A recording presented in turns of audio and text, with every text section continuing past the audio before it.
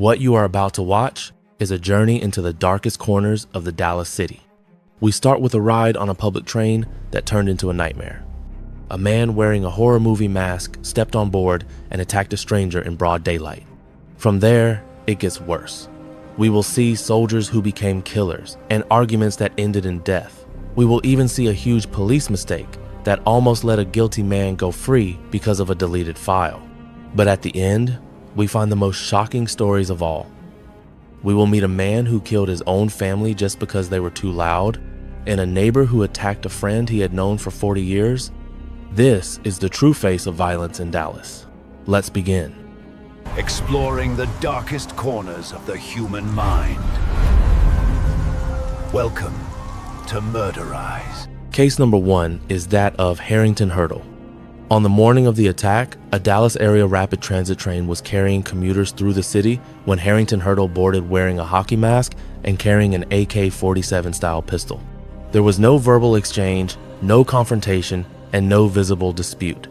Within moments of boarding, Hurdle stood in the train car and opened fire, shooting a passenger 9 times at close range inside the moving train.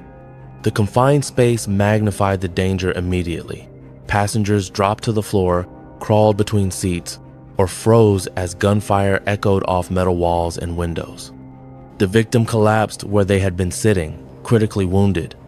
Witnesses later told investigators that the shooting appeared sudden and unprovoked. There was no indication the victim was known to Hurdle, reinforcing the conclusion that the attack was random and indiscriminate.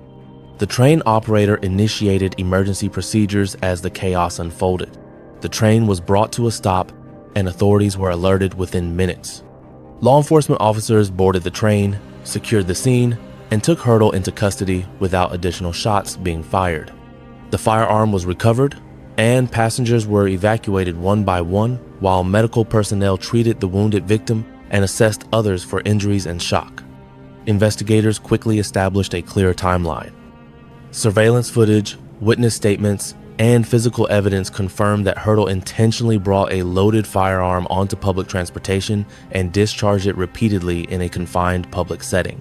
The hockey mask, initially overlooked by some writers as strange or theatrical, was later cited as evidence of preparation rather than impulse. During questioning and subsequent court proceedings, prosecutors emphasized the severity of firing multiple rounds inside a crowded train car where escape routes are limited and bystanders are placed at extreme risk. The case focused heavily on the choice of location, highlighting how mass transit systems depend on public trust and how quickly that trust can be shattered. The legal outcome centered on accountability for an act that endangered dozens of people in seconds. For the passengers who were present, the consequences extended far beyond the day itself. Many reported lasting trauma, heightened anxiety, and an enduring fear of enclosed public spaces. This case stands as a blunt reminder that public violence does not always build gradually. Sometimes it arrives without warning, carried aboard during an ordinary commute, and leaves permanent damage in its wake. In the broader investigation, authorities examined Hurdle's background, weapon acquisition, and movements before boarding the train to determine whether warning signs were missed. Transit officials reviewed security protocols, emergency response timing, and communication procedures after the shooting. The case prompted discussion about safety measures on public transportation and the difficulty of preventing sudden violence in open systems. Ultimately, the incident was documented as a deliberate attack in a shared civic space, reinforcing how routine environments can instantly become sites of extreme harm, leaving consequences that extend beyond the crime scene itself and shaping future policy, preparedness, and public awareness efforts. Case number 2 is that of Micah Johnson.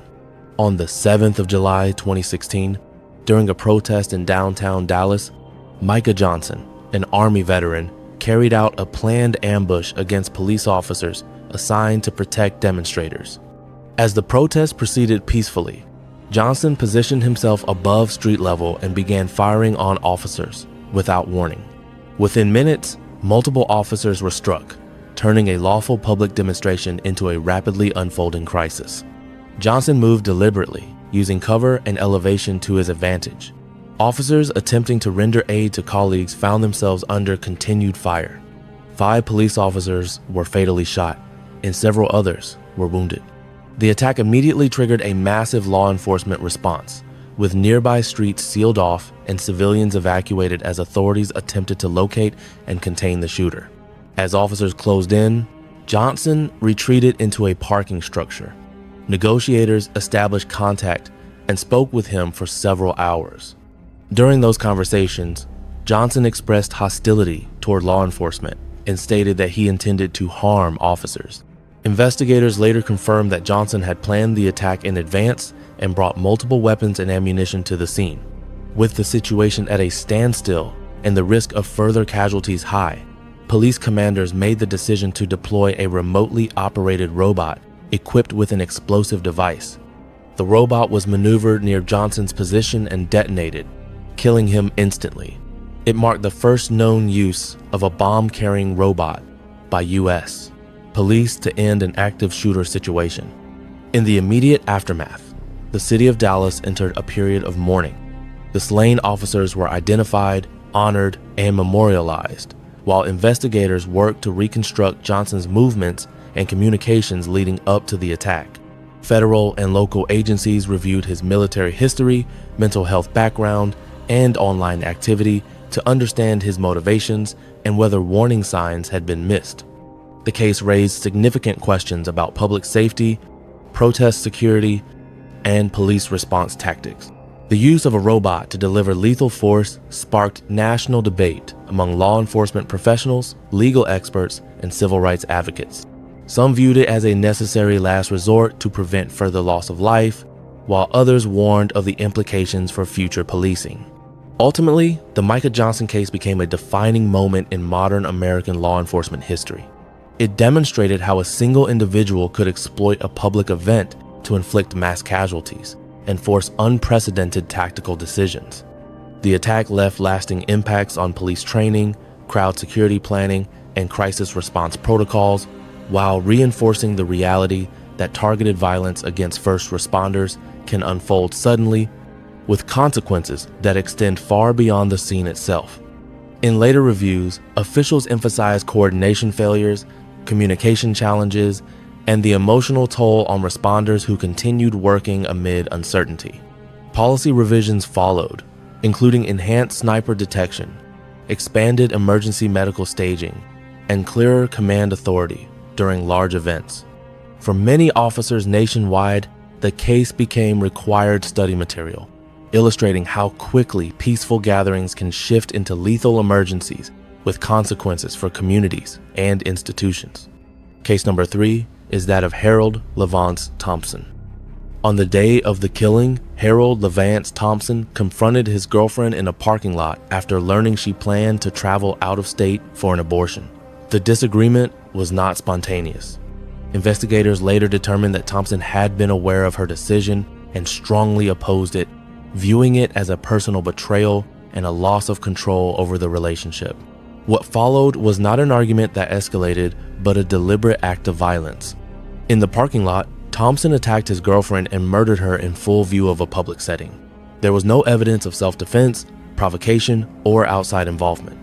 Witnesses reported hearing the disturbance and seeing Thompson flee the scene shortly after the attack. Emergency responders arrived to find the victim unresponsive. She was pronounced dead, and the area was secured as a homicide investigation. Police identified Thompson quickly based on witness descriptions, surveillance footage, and the known relationship between him and the victim. He was located and taken into custody without incident. During questioning, investigators focused on the motive, uncovering a pattern of controlling behavior and intense opposition to the victim's autonomy and personal decisions. The planned trip for the abortion became the central trigger examined by prosecutors. The case drew immediate attention because of the circumstances surrounding the motive. Authorities were careful to frame the crime not as a political act, but as an act of intimate partner violence rooted in control and coercion.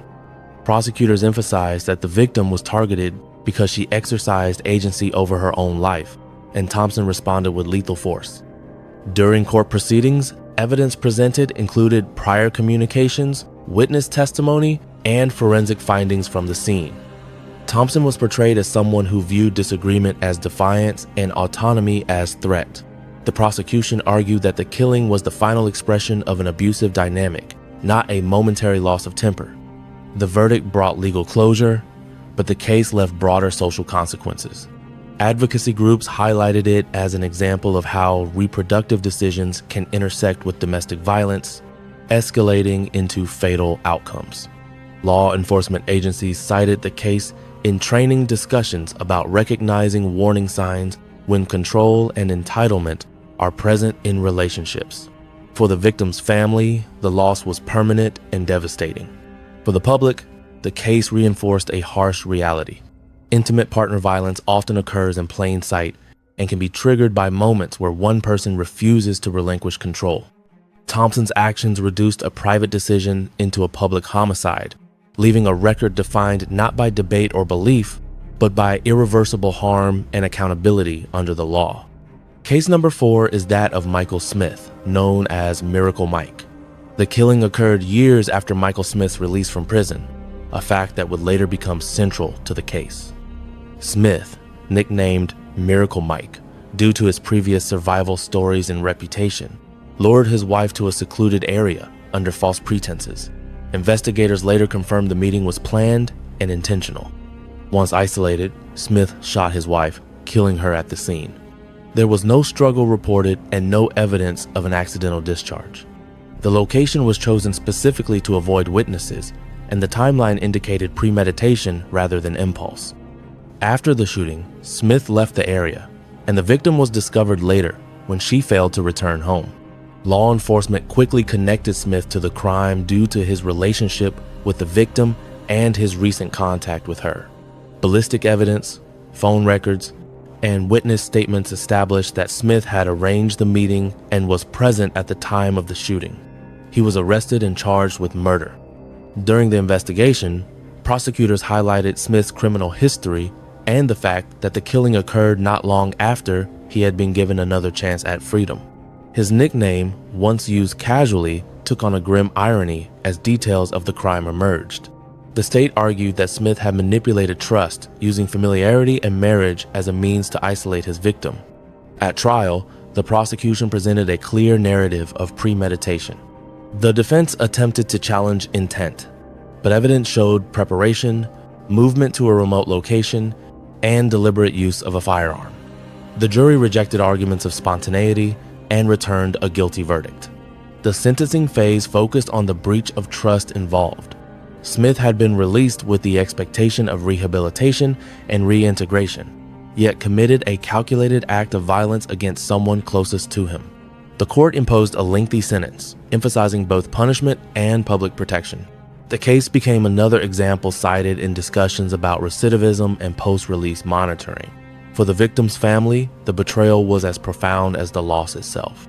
Smith's actions ensured that his name would no longer be associated with survival stories, but with a crime defined by deception, calculation, and irreversible consequence. Case number 5 is that of James Lee Webb.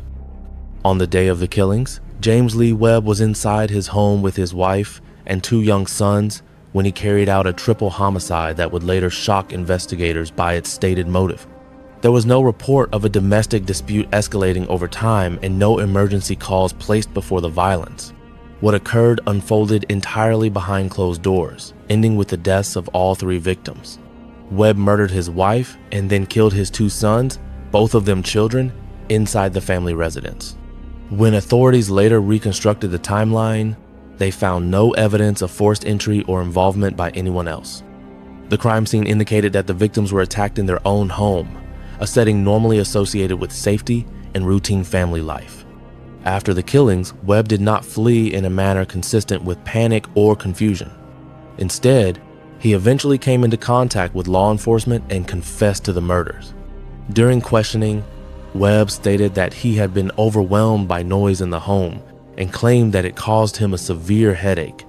Investigators noted the statement immediately, documenting it as part of the official record, while also recognizing its disturbing implications. The confession removed uncertainty about responsibility, but it raised deeper questions about state of mind and accountability. Authorities emphasized that irritation, stress, or sensory discomfort, regardless of severity, could not explain or justify the deliberate killing of a spouse and 2 children. Prosecutors framed the murders as an act of total familial annihilation rather than a loss of control. Forensic analysis confirmed that the deaths occurred in close succession, suggesting a continuous course of action rather than a single impulsive act. The victim showed no signs of outside interference, and evidence supported the conclusion that Webb acted alone. The home was secured, and the case moved quickly from investigation to prosecution due to the confession and physical evidence. During court proceedings, Webb's own statements became central. The prosecution highlighted the stark contrast between the explanation he offered and the magnitude of the harm inflicted. Expert testimony addressed issues of stress, mental health, and criminal responsibility, but the focus remained on the intentional nature of the acts. The court rejected any implication that the killings were accidental or unavoidable. The sentencing phase underscored the irreversible consequences of the crime. The judge emphasized that Webb had extinguished 3 lives, including those of his own children, and destroyed an entire family unit in a single episode of violence. The sentence imposed reflected both punishment and the need to protect society from further harm. For the broader public, the case became a disturbing example of how ordinary domestic environments can conceal extreme violence. It challenged assumptions about warning signs and highlighted the limitations of predicting such acts before they occur.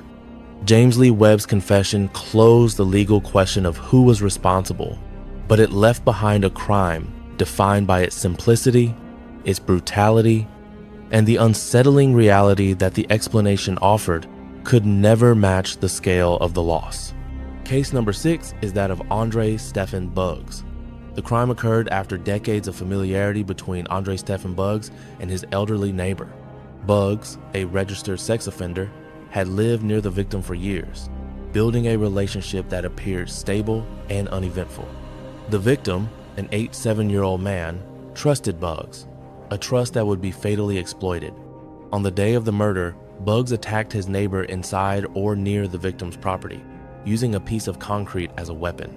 The assault was brutal and direct. The victim sustained fatal injuries and was pronounced dead at the scene. There was no evidence of forced entry or a struggle involving multiple people, pointing investigators towards someone the victim knew. Police identified Buggs as a suspect quickly due to the proximity, his criminal history, and witness accounts placing him near the scene. Physical evidence and forensic findings linked him to the attack. When questioned, Buggs was unable to provide a credible explanation for his actions, and investigators concluded the murder was a violent betrayal rather than a random act. Prosecutors emphasized the disparity between the victim's age and vulnerability and Buggs' physical advantage. The case centered on the abuse of trust developed over nearly 40 years. Authorities highlighted that the victim did not perceive Buggs as a threat, which allowed the attack to occur without resistance or warning. During court proceedings, Buggs' status as a registered sex offender was introduced to establish context and risk assessment, though the murder charge itself focused on the act of homicide. The prosecution described the killing as senseless and opportunistic, arguing that long-term familiarity had been weaponized. The jury convicted Buggs, and sentencing reflected both the severity of the crime and the victim's vulnerability. The court underscored that trust built over time does not mitigate violence, but instead deepens its impact. The case left a lasting impression on the community, serving as a stark reminder that danger can come from the most familiar sources, and that longevity of association is not a safeguard against extreme harm. Case number 7 is that of Jonathan Pitts. The case against Jonathan Pitts unraveled not because of a lack of allegations, but because of a catastrophic failure inside the criminal justice system. Pitts was facing serious murder charges when prosecutors disclosed that critical police evidence tied to his case had been permanently deleted. The loss was not partial or limited. A total of 22 terabytes of data, including body camera footage, dash camera recordings, interview videos, and digital case files, had been accidentally erased by the city. The deletion occurred during a data migration process within the police department's digital storage system. What should have been a routine technical operation instead wiped out years of investigative material across multiple cases. Pitts' prosecution became one of the most severe casualties of the failure. Without the evidence, the state could no longer meet its burden of proof. Prosecutors informed the court that the missing data included material essential to trial preparation and disclosure obligations. Defense attorneys argued that the loss irreparably damaged Pitts' right to a fair trial, as neither side could review, challenge, or contextualize the evidence that once existed. The court agreed that the destruction was irreversible and fundamentally compromised the case. As a result, Pitts, despite being accused of murder, was released on bond. The decision was not a declaration of innocence, but a legal consequence of procedural collapse. The ruling sent shockwaves through the community, particularly among the victim's family, who learned that the case could no longer proceed as originally charged. The fallout extended beyond Pitts himself. City officials launched internal investigations to determine how the deletion occurred and why safeguards failed. Police administrators acknowledged that the loss affected numerous cases, but Pitts' release became the most visible example of the consequences. The incident raised urgent questions about digital evidence management, accountability, and the growing reliance on technology in criminal prosecutions. Public reaction was swift and polarized. Some focused on Pitts as a dangerous individual returned to the community, while others emphasized that constitutional protections require cases to be proven with evidence, not assumptions. Legal experts cited the case as a warning that technological negligence can undo years of investigative work in seconds.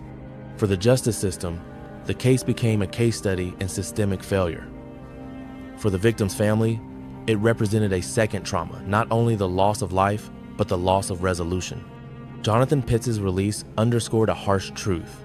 Even the most serious allegations can collapse when institutions fail to preserve the proof required to hold someone accountable under the law. Case number 8 is that of Kivas Holland. Kivas Holland was already known to law enforcement as a repeat offender when the incident at a Walmart escalated into violence. On the day in question, store employees reported Holland for taking upskirt photographs of women inside the store, an act that constituted both a privacy violation and a criminal offense. Police were called to respond before Holland could leave the premises.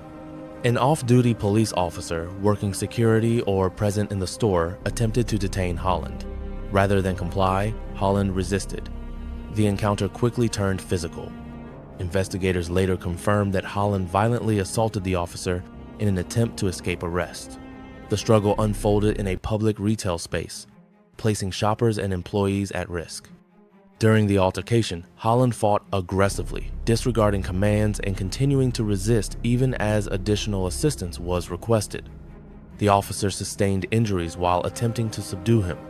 Holland was eventually restrained and taken into custody, bringing the immediate threat under control. A search of Holland's background revealed a pattern of repeat offenses and escalating behavior. Prosecutors emphasized that the Walmart incident was not an isolated lapse in judgment, but part of a broader trajectory involving predatory conduct and disregard for authority. The decision to assault a law enforcement officer elevated the charges significantly. During court proceedings, surveillance footage and witness testimony played a central role. Video evidence documented both the initial alleged behavior inside the store and the violent resistance that followed. The prosecution argued that Holland's actions demonstrated conscious choices at multiple points to violate victims' privacy, to resist lawful detention, and to use force to evade consequences. The defense did not dispute that an altercation occurred, but challenged aspects of intent. The court ultimately focused on the risk posed to the public and the seriousness of attacking an officer during an active response. Holland was convicted and sentenced accordingly. The case highlighted the intersection of sexual misconduct, repeat offending, and violence against law enforcement. It also reinforced how quickly seemingly minor offenses can escalate into dangerous confrontations. For authorities, the incident became another example of why early intervention and accountability matter. For the public, it served as a reminder that everyday spaces can become flashpoints when criminal behavior meets resistance, and that escalation often carries consequences far more severe than the original offense. They say the most dangerous place isn't a dark alley at midnight. It's your own living room. Welcome to Murderize. Today we are peeling back the layers of Louisiana's hidden darkness. We aren't just talking about random street crime. We are tracking 10 individuals who wore the ultimate mask of sanity before revealing exactly who they really were. Case number 1 is that of Beoria Abraham Simmons II, bachelor's degree in social work from Louisville's Spalding College, employed as a counselor at a halfway house for parolees, upstanding citizen by all accounts. The kind of man whose supervisor trusted him so completely that he set Beoria up on a date with his own sister-in-law. That's reputation. That's a mask so convincing even the people who should have known better bought the performance entirely. Before we get deeper, I'm curious to know where you are watching from. Drop your location in the comments section. They'll be there to read all of them. Let's go. Between May 1981 and March 1983, 3 women and girls vanished from Louisville, Kentucky streets and ended up in wooded areas with bullets in their bodies. 15-year-old Robin Barnes, a middle school cheerleader. 29-year-old Shannon House. 39-year-old Nancy Bettman. Each picked up by a heavy-set black man driving a lime green Chevrolet Camaro. Each driven to secluded spots near Iroquois Park. Each raped, shot with a .360 caliber pistol, and discarded. Here's what gets me. While detectives interviewed 75 people connected to Robin Barnes, while they built psychological profiles and reached out to police departments nationwide, Beoria Simmons was counseling parolees. He was helping men reintegrate into society. He was being helpful. His entire profession was built on understanding human vulnerability, on knowing exactly what people need to hear when they're at their lowest. Robin Barnes was just 15. Her body was found by a fisherman, fully clothed except for the evidence that couldn't be hidden. A single pubic hair on her coat, 3 bullet casings beneath her, a broken left wrist where she tried desperately to escape that car. Shannon House was discovered 10 months later by a roofer near Iroquois Park. Police initially didn't connect her murder to Barnes until they found the bullet casing. Same .360 caliber pistol. Same predator. When Nancy Bettman's body was found by 3 boys in a creek in March 1983, investigators finally saw the pattern. Once a year. Same location. Same weapon. But when your suspect is a college-educated social worker who counsels criminals for a living, when he's the guy everyone respects, the system isn't looking at him. They arrested the wrong man entirely. Paul Davis Thomas, convicted by an all-white jury of attempted kidnapping after a witness identified him from photos. He got 3 years. 5 months later, when Simmons was arrested, the prosecutor was overwhelmed because he knew they'd gotten it wrong. They'd locked up an innocent man while Beoria Simmons kept hunting. What finally stopped him was a 16-year-old girl with a pocket knife. June 11, 1983. Simmons kidnapped her at gunpoint, drove her to Iroquois Park, ordered her out of the car. She stabbed him and ran. Found shelter in a convenience store. Meanwhile, at Humana Hospital, Beoria Abraham Simmons II showed up with a knife wound claiming he'd been robbed by 3 hitchhikers. During interrogation, Simmons confessed to all 3 murders. His defense compared him to Ted Bundy, arguing he shouldn't be executed but studied. He was initially sentenced to death, 6 death sentences. But in 2010, after 25 years on death row, a federal judge allowed him to challenge his jury selection. Rather than continue litigation, prosecutors made a deal. 6 life sentences without parole at Kentucky State Penitentiary. Here's what haunts me about Beoria Simmons. The system that was supposed to stop him empowered him. He had training specifically designed to help people in crisis, to understand trauma, to build trust. He worked surrounded by vulnerable men who needed guidance. And he used all of it to hunt and destroy women who crossed his path. That 16-year-old girl who fought back, she's the only reason he stopped. Not the system, not the training. A teenager with a pocket knife. Beoria Simmons is still alive. Still in that single cell. Still the man no one saw coming until 3 women were dead and a 4th had to stab her way to survival. That's the cost of believing the mask. That's what happens when we forget that evil doesn't always look like a monster. Sometimes it looks like the person who's supposed to help. Case number 2 is that of Keyshawn Stewart, 25 years old, who walked onto Interstate 264 near Dixie Highway just before 2:30 in the morning on November 19, 2021, and opened fire. His first target was 37-year-old Freddie O'Bannon, a construction worker and father of 5 sitting in his work truck during an overnight shift with Louisville Paving and Construction. Stewart shot him dead at the scene. Then he walked over to an unmarked police cruiser where off-duty Sergeant Chris Lane was helping with traffic control, pointed his gun through the window, and shot Lane in the face. Think about that for a second. Stewart didn't run after killing O'Bannon. He walked, deliberately, purposefully, toward a police officer and pulled the trigger. Lane testified he'd seen Stewart about 30 minutes earlier walking in a grassy area near the Watterson Expressway, but didn't think anything of it. Nobody should have been out there at 2:30 in the morning, but Stewart wasn't doing anything suspicious. Just walking. Just waiting. Lane was sitting in his car watching Netflix with the windows cracked a few inches when he heard a male voice. Startled, he turned to see a gun pointed at him and ducked as fast as he could while throwing the car into reverse. That's when Stewart fired. Here's the thing about Sergeant Lane. Despite being shot in the face, despite the shock and pain and blood, he pursued Stewart in his vehicle, got out, returned fire, and shot him twice. Then he got him into custody. Body camera footage from the first responding officers was played for the jury, parts too graphic to show publicly, showing O'Bannon shot in his truck and Lane critically wounded but still fighting. That's survival instinct meeting training. That's refusing to let the predator walk away. Stewart's defense didn't deny he did it. They asked the jury to decide whether he intentionally committed those crimes. His grandmother testified that he'd struggled with mental illness for years and worried he wouldn't receive adequate care in prison. The jury found Stewart guilty but mentally ill on all charges: murder, attempted first-degree assault of a police officer, wanton endangerment, fleeing police, and possession of a handgun as a convicted felon. They recommended 2 consecutive life sentences. The judge agreed. In victim impact statements, O'Bannon's daughter Jania spoke directly to Stewart. "You changed 3 people's families' lives that night. Do you realize that? Your life ended that night. My dad's life ended that night. You almost ended the life of a police officer. Everybody has children. You don't have any. You ruined your life as well." Stewart remained expressionless throughout.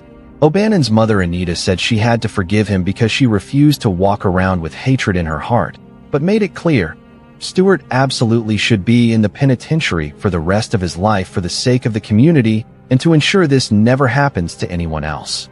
Here's what haunts me about this case. It was random. O'Bannon wasn't targeted because of who he was. He was targeted because he was there, sitting in a truck, doing his job, keeping his co-workers and the motoring public safe in a construction zone at 2:30 in the morning. A father of 5 who'd worked for Louisville Paving since April 2020. A man his company described as highly respected and committed. And Stewart walked onto that highway, saw him, and decided that was enough. Then he saw a police officer and decided that wasn't enough. The randomness is what makes it terrifying. The fact that there's no motive, no connection, no reason except that Stewart was mentally ill and armed and standing on Interstate 264 looking for targets. Sergeant Lane told reporters he forgave Stewart, but emphasized he should be in prison for life. O'Bannon's mother embraced Stewart's family outside the courtroom, his grandmother and mother, because forgiveness isn't about forgetting, it's about refusing to carry hatred. But forgiveness doesn't erase the fact that Frederick O'Bannon is dead, that his children lost their father, that a construction zone became a crime scene, that mental illness, left untreated and combined with access to firearms, turned an interstate into an execution ground. Stewart is serving 2 consecutive life sentences. O'Bannon is still dead. Lane still carries the scars. And somewhere out there, construction workers still show up for overnight shifts on highways, hoping the random doesn't find them. Case number 3 is that of Darnell Super Chef Ferguson, Food Network star, host of Super Chef Grudge Match, frequent judge on Chopped and Guy's Grocery Games, Louisville native, former restaurant owner, Philadelphia-born chef who told the Tuscaloosa News he was inspired to become a chef after discovering Emeril Lagasse's Emeril Live in high school. The man who cooked for Team USA at the 2008 Summer Olympics in Beijing. The man who opened Super Chefs on Bardstown Road and the Drip Pin Crab before closing both. The man who told the world he'd been arrested 6 times for selling drugs, that the last time in jail he realized he'd become everything they told you not to become in elementary school, and vowed to focus on cooking and never return. The man whose TV show's 2nd season began airing in late December 2023. The man who, on January 2nd, 2024, allegedly entered his estranged wife's home without permission and strangled her until she lost consciousness. According to court records and detective testimony, Ferguson called his estranged wife several times that night because he needed to drop the kids off due to a family emergency. When she didn't answer, he went to her home. There was no sign of forced entry, but a window was open. Once inside, Ferguson allegedly began yelling at her and punching walls, causing damage to her home. Then, according to the arrest affidavit and testimony from St. Matthew's Detective Mark Richardson, Ferguson put both hands around her throat and started to strangle her. The woman told authorities she couldn't breathe and lost consciousness. When she regained consciousness, she was on the floor. Ferguson allegedly told her that if she told anyone what happened, he'd take his own life. Before leaving, he reportedly stole her credit card, debit card, and identification. The victim was left with redness, scratches, and pain to her neck, and a scratch to her upper thigh. Children were present during the incident. Ferguson's 3 children were with him that morning. An emergency protective order was filed against Ferguson on January 2nd. He was arrested January 9th and charged with burglary, strangulation, assault, terroristic threatening, menacing, criminal mischief, and theft. He pleaded not guilty. During his arraignment, Ferguson's attorney Krishna Tibbs argued the victim had recanted her allegation of strangulation and didn't want to cooperate with investigators. Detective Richardson contradicted this, testifying that the alleged victim has been cooperative and already gave a statement detailing not only the strangulation to unconsciousness, but also the threatening phone call afterward. The judge set bond at $10,000 and issued a no-contact order. Ferguson posted bond and was released. Here's what gets me about this case: the image versus the reality. Ferguson's attorney requested bond be lowered to $5,000, claiming the victim agreed.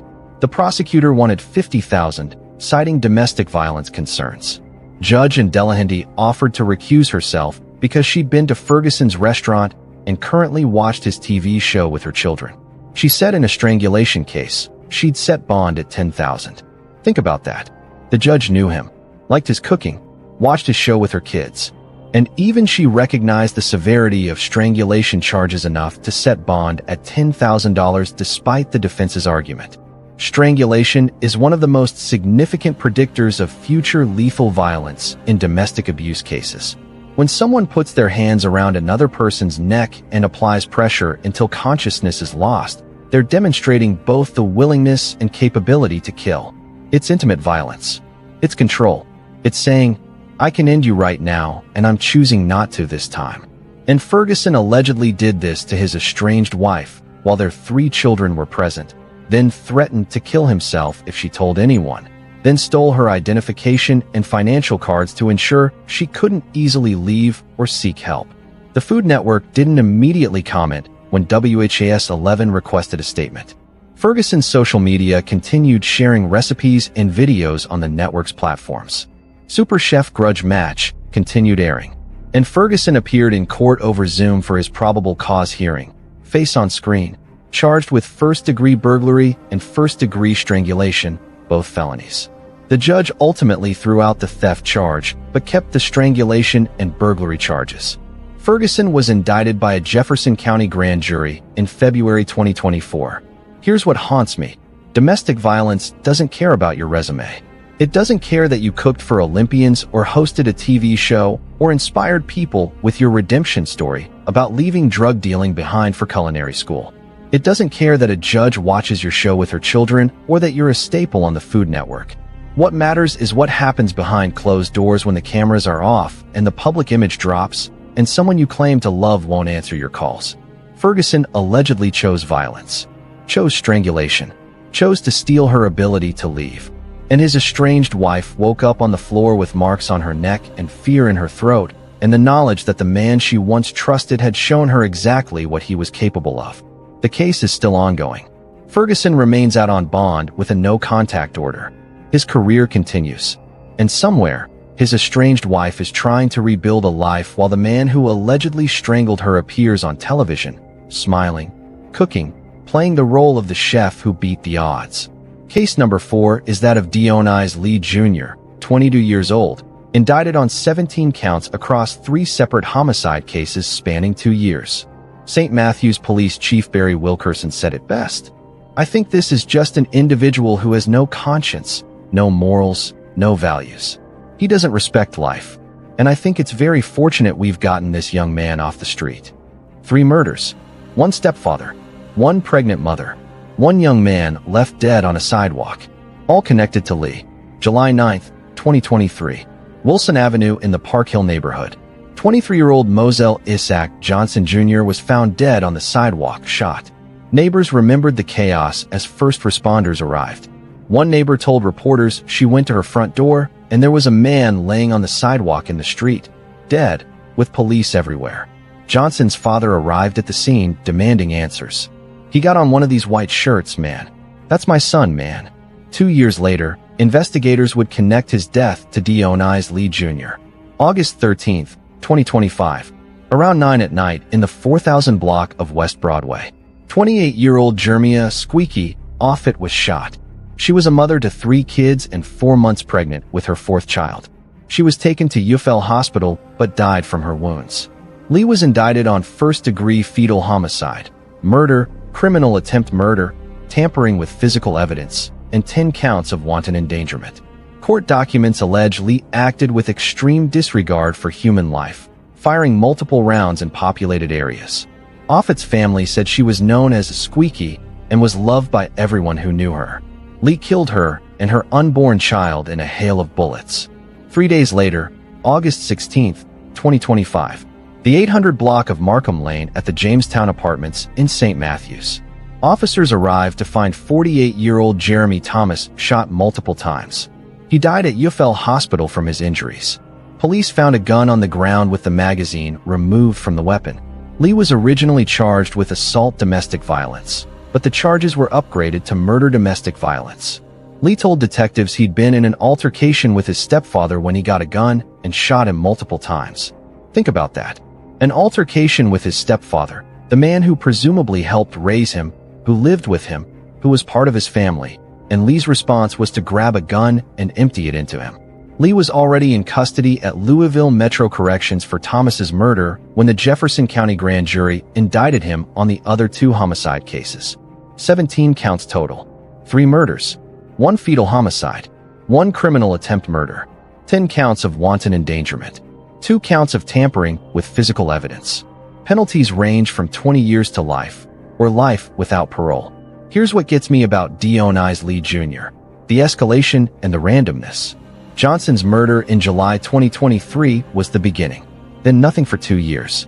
Then in August 2025, within 3 days, Lee killed Jermia Offutt and her unborn baby, then turned around and killed his own stepfather. 3 days. 2 separate murders. 1 involving a pregnant mother and 10 counts of wanton endangerment because he fired into a populated area. The other involving a domestic altercation with his stepfather that ended with multiple gunshots and a discarded weapon. Chief Wilkerson called Lee an individual with no conscience, no morals, no values, someone who doesn't respect life. That assessment came after Lee allegedly shot his stepfather multiple times during what Lee himself described as an altercation. Not self-defense. Not an accident. An altercation that Lee chose to end with gunfire. And that was after allegedly killing Offutt and her unborn child just 3 days earlier. After allegedly killing Johnson 2 years prior. The violence spans 2 years, but the brutality is consistent. Lee allegedly fired multiple rounds in populated areas, showing extreme disregard for anyone who might be nearby. He allegedly tampered with physical evidence in 2 separate cases, trying to cover his tracks. And when confronted by detectives about his stepfather's death, he admitted to shooting him multiple times after an altercation. No remorse. No justification. Just an admission. Moselle Johnson's father stood at that crime scene in July 2023 demanding to know who killed his son. Jermia Offutt's 3 children lost their mother and unborn sibling in a hail of bullets. Jeremy Thomas's family lost a 48-year-old man to his own stepson's violence.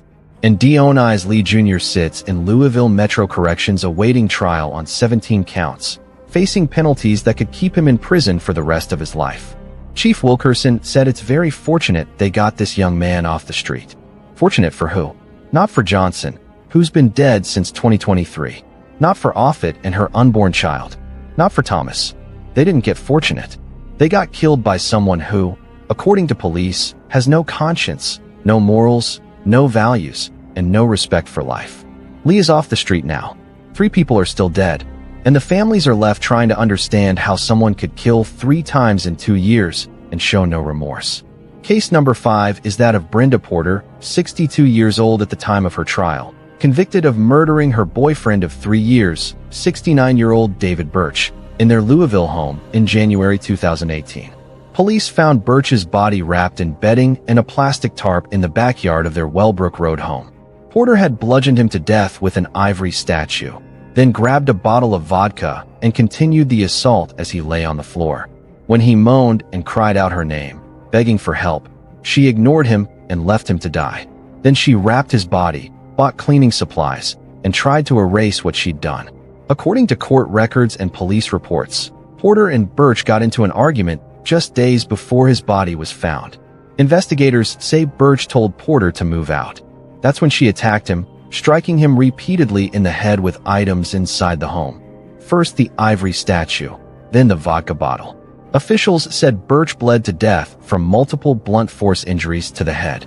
Porter confessed to police that after the assault, she heard Birch moaning and crying her name, calling for help. She ignored his pleas. She left him on the floor to die alone while she figured out what to do next.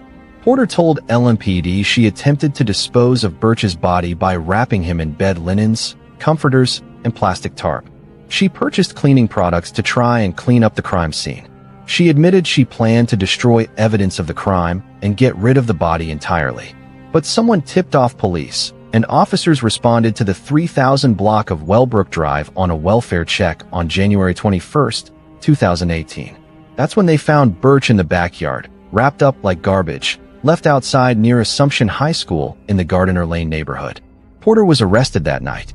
At her first court appearance on January 22nd, her family, her son, sisters, and brother, all showed up to let the judge know they could look after her if she got released. The judge, Sean Delahanty, read Porter's criminal history aloud. In 1993, 2 counts of criminal possession of a forged instrument. 5 years suspended sentence. Porter was placed on house arrest with an original bond set at $250,000. Neighbors were outraged. One neighbor told reporters he didn't understand why they released her, that the neighborhood was now uptight. But Porter's family pleaded for leniency, and she went home on house arrest while awaiting trial. A day later, January 23rd, a Jefferson County grand jury indicted Porter on murder, abuse of a corpse, and tampering with physical evidence. Her house arrest was canceled, and she was booked at Metro Corrections on a $100,000 full cash bond. She stayed there until trial. In November 2022, a Jefferson County jury found Porter guilty on all charges: murder, tampering with physical evidence, and abuse of a corpse. During the penalty phase, Birch's brother Bruce testified. He said he would never forget the pain of finding out his brother was dead, of going to identify him and not being able to recognize him because of what Porter had done to his face. That's an experience I wish upon no one. If you have to go identify a loved one and your first view of them, you can't recognize them. We've been living with this, myself, my wife, David's friends, for 5 years, and we're ready for justice. Porter's family pleaded with the jury to be lenient, citing her health issues including diabetes and kidney trouble. Her son Chad Porter begged the jury, "I just want her to be able to see my kids walk down the aisle one day, hopefully graduate college one day." The jury recommended 40 years for murder and 5 years for tampering with evidence, to run concurrently. The judge agreed. Porter was sentenced to 40 years in prison. Here's what haunts me about this case: the cruelty of ignoring someone's cries for help. Porter didn't just kill Birch in a moment of rage. She beat him with an ivory statue until he collapsed. Then she grabbed a vodka bottle and kept going. And when he lay on the floor moaning and crying her name, begging for help, she walked away. She left him to bleed out alone on the floor while she figured out how to cover it up. That's not heat-of-the-moment violence. That's cold calculation. That's choosing to let someone die slowly, in pain, calling out for you, and deciding their suffering doesn't matter. Porter lived with Birch for 3 years in his home. She rented from him. They were in an intimate relationship. And when he told her to move out, she decided he didn't deserve to live. Bruce Birch said his brother was unrecognizable when he went to identify him. That's how brutal the beating was. Porter hit him so many times, so hard, that his own brother couldn't recognize his face. And then she wrapped him up, left him in the backyard, and started cleaning. Brenda Porter is serving 40 years in prison. David Birch is still dead. His brother still carries the memory of seeing him unrecognizable in the morgue. And somewhere in a Kentucky prison, Porter is alive, breathing, eating, sleeping, all things Birch doesn't get to do because she chose a statue and a vodka bottle over letting him live. That's the cost of domestic violence when it's taken to its extreme. That's what happens when anger turns into murder and murder turns into calculated disposal. Birch called out for help. Porter heard him, and she walked away. Case number 6 is that of William Mason Jr. We like to think our front doors keep the world out, but what happens when the world is already inside, sitting on your sofa, waiting for the sun to go down? We take comfort in the walls of our homes, believing that 4 layers of drywall and a deadbolt are enough to separate us from the chaos of the streets. But case number 6, the story of William Mason Jr., also known as Dollar, is a brutal reminder that the most dangerous place you can be is in a room with a man who has nothing to lose and a gun in his waistband. This wasn't a crime committed in the shadows of an alleyway. It was an execution that took place inside a small, unassuming home in Louisville's Park Duval neighborhood. Now, I want you to really picture this. It's June 2016. The humid Kentucky air is thick, and the streets are quiet. Inside a house on Lewis Coleman Jr. Drive, 4 men are gathered. There's no sign of a struggle, no broken windows, no kicked-in doors. By all accounts, it looked like a normal late-night hangout. This is the mask of sanity we talk about, the ability of a predator to sit, talk, and breathe the same air as his victims without ever letting the darkness show. William Mason Jr. wasn't a stranger to these men. He was someone they knew, someone they let into their sanctuary. He was a 31-year-old convicted felon, a man who had been in and out of the system since 2005, yet he carried himself with an ease that allowed him to blend into the furniture of their lives. But then, the atmosphere shifted. Think about the sound of a handgun being drawn in a small, enclosed room. The metallic slide, the sudden realization in the eyes of the person sitting across from you. Without warning, Mason opened fire. He didn't just kill one person. He methodically executed 44-year-old Michael Bay Sr., 37-year-old John Bailey, and 40-year-old Larry Thomas. Now let that sink in. 3 men, gone in a matter of seconds. But it's what happened next that will make your skin crawl. This is the visceral detail anchor that investigators couldn't scrub from their minds: the carpet. After the life had left those 3 men, Mason didn't just run. He stayed. He took a knife to the floor and began cutting out large sections of the household carpet. Imagine the sound of that blade dragging through heavy fabric and the weight of those men's bodies as they were rolled into the very flooring they had been standing on just minutes prior. It was a cold, clinical attempt to package human life like trash. Ask yourself, if you walked into your own living room and saw your friends dead on the floor, what would your first instinct be? For the homeowner, Everett Todd, the answer wasn't to call 911. He waited 13 hours. 13 hours while the smell of copper and stale air filled that house. He initially claimed he wasn't there, that he'd spent the night with a girlfriend, but the truth eventually bled out. He admitted that Mason was the trigger man and that another man had helped cut the carpet. This is where we hit this systemic failure pivot. William Mason Jr. was a persistent felony offender. He was a man who the state knew was dangerous. He had drug convictions, weapons charges, and a history of ignoring the law. He was on parole at the time of these murders. He shouldn't have had a gun. He shouldn't have been on the streets. Yet, the system's revolving door spun one too many times, and 3 men paid the ultimate price for that failure. The trial lasted 2 weeks, and it took the jury 11 hours of deliberation to return a verdict. In the end, Mason was sentenced to life in prison. But as the gavel came down, it didn't bring those men back from the rolls of carpet they were found in. I want to leave you with this haunting thought. When we invite someone into our homes, we aren't just opening a door. We are offering our lives up to their mercy. We trust the face, but we never truly know the heart. How many people in your life right now are sitting on your sofa, smiling at your jokes, while they harbor a darkness you can't even imagine? In Louisville, one night of hospitality turned into a permanent silence, and the echoes of those gunshots still vibrate through the floorboards of Park Duval. Case number 7 is that of Jamiko Lee Hayden, a case that serves as a grim masterclass in how a single moment of unchecked aggression can dismantle a family and expose the deep fractures in the urban legal system.